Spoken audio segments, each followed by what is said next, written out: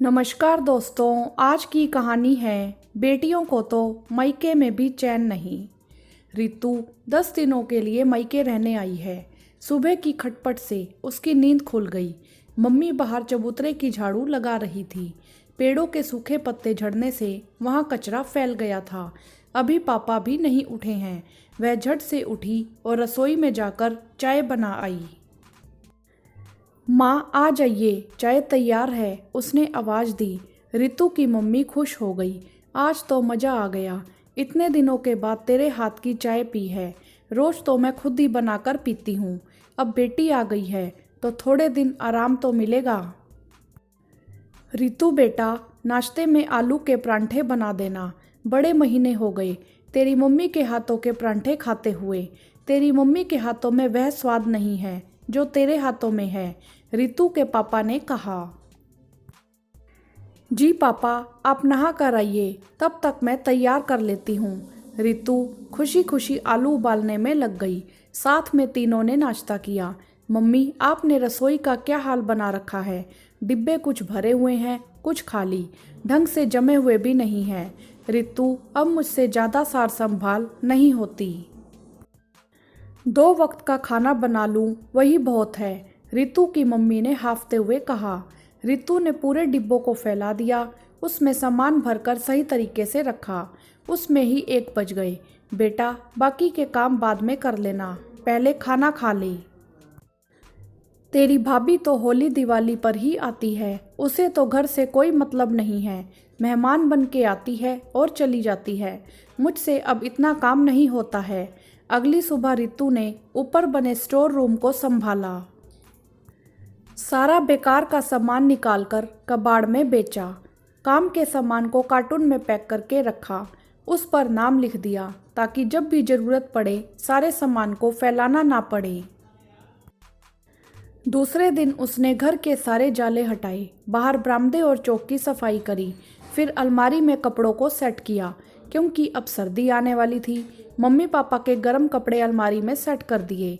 Mummy की cotton की साड़ियाँ बक्से में रख दी, जो गर्मी में निकलेंगी। रसोई में जितने भी अलग से बर्तन थे उन्हें भी स्टोर रूम में रख दिया कि बर्तन फैले ना रहें। हर दिन रितु कुछ ना कुछ काम लेकर करने लग जाती। कभी मम्मी पापा को उनकी पसंद की डिश बनाकर खिलाती तो उन्हें अच्छा लगता था। रितु ने 10 दिन रहकर घर को चमका दिया। एक दिन अचार के लिए नींबू लाकर अचार बनाने में मदद कर दी, जिसमें से कुछ अचार भाई के लिए ले जाना है, कुछ अचार मम्मी के लिए और कुछ उसे ले जाना है। रितु का भाई भी उसी शहर में रहता है, पर वो छुट्टियों में बाहर घूमने गए हैं, इसी कारण नहीं आ सके। वैसे भी जब रितु मायके आती है, भाई भाभी साथ में रहने को नहीं आते हैं। रितु यही सोचती है कि भाई भाभी ना आए तो ज़्यादा आज़ादी से मायके में रह सकती है, मम्मी पापा की सेवा कर सकती है। रात को सब बैठे थे तो रितु की मम्मी बोली, अपने घर भी काम करके आती है, यहाँ भी लगी रहती है, थक जाती होगी। नहीं मम्मी, बिल्कुल भी थकान नहीं आती है।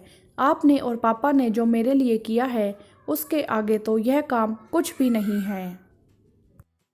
मैं तो अपने आप को धन्य समझती हूँ कि मैं इतना कर पाती हूँ, मुझे करना भी चाहिए।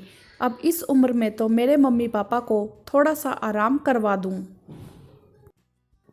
सास ससुर की सेवा तो जिंदगी भर करनी है, ससुराल में भी काम करना है, पर अपने मम्मी पापा के प्रति भी बेटी का कोई फर्ज बनता है। सच है, रितु के पापा बेटी मायके आकर कब बैठती है, यहाँ भी किसी न किसी काम में लगी ही रहती है। हर साल छुट्टियों में आती है, सारी सफाइयाँ कर जाती है, आज भी इस घर से जुड़ी हुई है। 10 दिनों के बाद रितु ने विदा ली और अपने ससुराल चली गई। वहाँ जाकर फिर से उन्हीं रोजमर्रा के कामों में लग गई। एक दिन पड़ोसन ने कहा, आराम करके आ गई। यह सुनकर रितु मुस्कुरा दी।